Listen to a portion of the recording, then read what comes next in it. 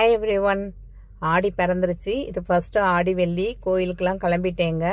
So வருஷம் வருஷம் கண்டிப்பாக இந்த ஆடி மாதம் வந்து பக்கத்தில் உள்ள நாகாத்தம்மனுக்கு பொங்கல் வந்து அங்கேயே வந்து பொங்கல் வைப்போம். அப்படி இல்லைன்னா வீட்டில் பொங்கல் வச்சு அங்கே கொண்டு போய் படைச்சிட்டு வருவேன். அதே மாதிரி திருவேற்காடு கோயிலுக்கு கண்டிப்பாக இந்த ஆடி வெள்ளியில் ஒரு தடவை போயிட்டு வந்துடுவேங்க. ஸோ இந்த தடவை ஆடி வெள்ளிக்கே வந்து கோயிலுக்கு போகிற குடுப்பனை வந்து ஆத்தா கொடுத்துருந்தா. ஸோ அதனால் பொங்கல் கிண்ட முடியல. அதனால் பால் பாயசமும் பாலில் சர்க்கரை போட்டு ஏலக்காய் தட்டி போட்டு அதையும் வந்து கோயிலில் கொண்டு போய் பிரசாதம் கொடுத்துட்டு வருவேன் வீட்டில் படைச்சிட்டு.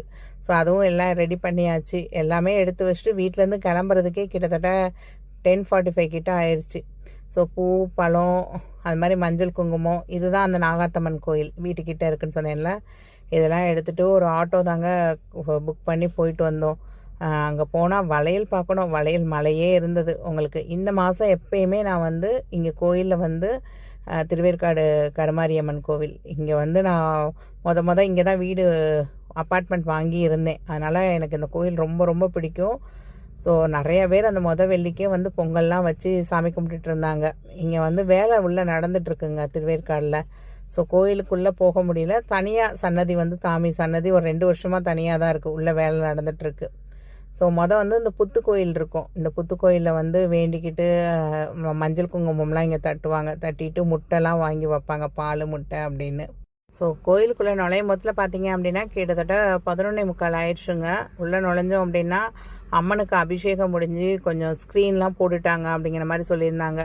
ஸோ கிட்டத்தட்ட நீங்கள் வந்து ஒரு மணி நேரம் நீங்கள் நிற்கணும். அலங்காரம் முடிஞ்சு ஓப்பன் பண்ணுறதுக்கு 1 மணி நேரம் ஆகும் அப்படின்னு சொல்லியிருந்தாங்க.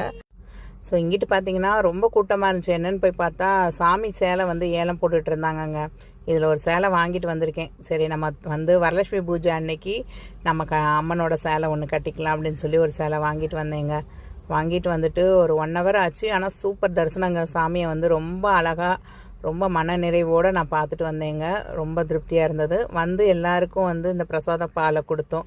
நிறைய குட்டீஸ் அப்படியே கிறங்கி போய் இருந்தது. இந்த பாலை கொடுத்தது ரொம்ப தெம்பாக இருந்தாங்க. ரொம்ப ஹாப்பியாக இருந்தது.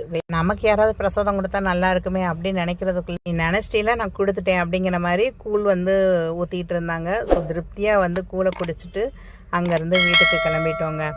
ஸோ இந்த வீடியோ உங்களுக்கு பிடிச்சிருக்கும் அப்படின்னு நினைக்கிறேன். தேங்க்ஸ் ஃபார் வாட்சிங் த வீடியோ. பாய்.